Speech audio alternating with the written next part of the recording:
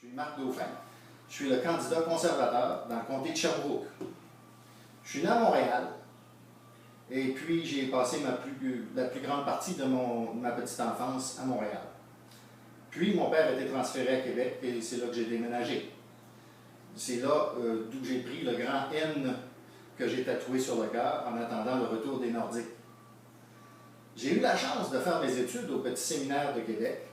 Puis, j'ai commencé ma médecine à la faculté de médecine de l'Université Laval. Comme tous les étudiants, je manquais de sous et je n'arrivais pas à payer mes études et à survivre. Alors, je me suis donc enrôlé dans les Forces armées en 1972. C'était pas très à la mode dans ce temps-là, c'était pendant la guerre du Vietnam. Je vous épargne le traitement qu'on nous réservait. Puis, j'ai gradué en 1975, il y a de cela 40 ans, et je suis devenu médecin. J'ai d'abord travaillé pour les Forces armées pour faire mon contrat. J'ai travaillé sur la côte du Pacifique avec la flotte canadienne du Pacifique. Puis j'ai été transféré en Allemagne pendant 3 ans, où j'ai servi dans les Forces armées canadiennes en Allemagne.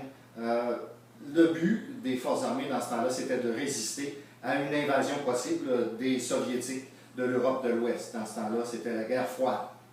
Lorsque j'ai terminé mon service, je suis allé travailler à Montjoly, faire de la médecine familiale. Mais je n'étais pas très doué pour la médecine familiale, et puis en plus j'aimais l'urgence. Alors je suis transféré à Rimouski, où je me suis mis à pratiquer la médecine d'urgence à temps plein. Et j'ai pratiqué la médecine d'urgence à temps plein à Rimouski, de même que les soins intensifs. Et puis nous sommes déménagés à Sherbrooke, parce que les enfants étaient adolescents. À Sherbrooke, j'ai continué à pratiquer la médecine d'urgence à l'hôpital Saint-Vincent-de-Paul, au CHU et à l'Hôtel-Dieu. J'ai même continué après la fusion de ces établissements-là. Je suis un des propriétaires, un des ex-propriétaires du CMU, la clinique des médecins d'urgence, où j'ai accueilli plusieurs d'entre vous dans des situations non très urgentes, mais qui nécessitaient des soins urgents tout de même. Ça m'a fait plaisir. C'est là que j'ai appris à connaître la population de Sherbrooke. Et c'est là que je me suis aperçu aussi que ce qui est le plus intéressant en médecine, c'était les gens et non les cas.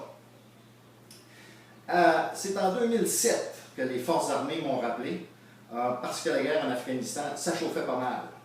Et ils avaient besoin des vieux loups d'expérience, je suppose, réservistes, comme certains de mes amis d'Alberta, d'Ontario, qui étaient des professeurs de médecine d'urgence eux aussi, et qui sont revenus pour servir dans les Forces armées en Afghanistan.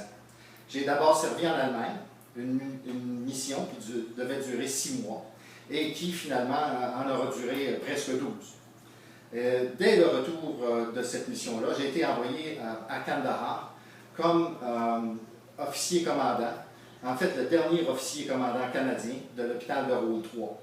Vous en avez peut-être entendu parler de cet hôpital-là. Il a été rendu célèbre aux États-Unis et au Canada dans la série Combat Hospital, qui a été traduite en français par la suite à médecin de combat, je pense.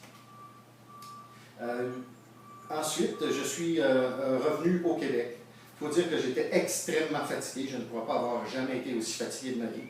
Et les gens de Valcartier ont bien pris soin de moi. Puis, j'ai été transféré à Saint-Jean, où j'ai été le médecin-chef à Saint-Jean, en charge des cliniques de Montréal, Saint-Jean, Farnham et Saint-Hubert. J'ai beaucoup volé parce que mon métier de médecin de l'air me demandait de faire des heures de vol. Donc, j'ai beaucoup volé avec l'escadron 438, qui aurait été finalement une famille d'accueil pour moi. Mes derniers 6 mois dans les Forces armées, je les ai passés comme médecin-chef de toute la province de Québec, c'est-à-dire responsable des bases de Bagotville, Valcartier et celle de la région de Montréal. En 2013, j'ai pris ma retraite à l'âge de 60 ans, parce que c'était la limite à ce moment-là. Aucun militaire ne peut servir passé 60 ans.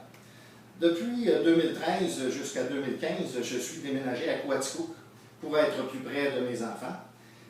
Et c'est là que le Parti conservateur m'a approché pour devenir le candidat dans Sherbrooke.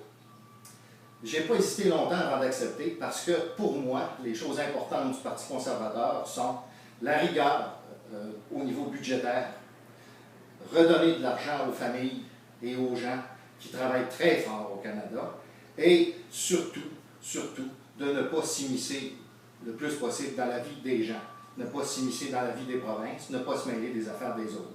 Et c'est pour ça que je suis maintenant votre candidat conservateur à Sherbrooke.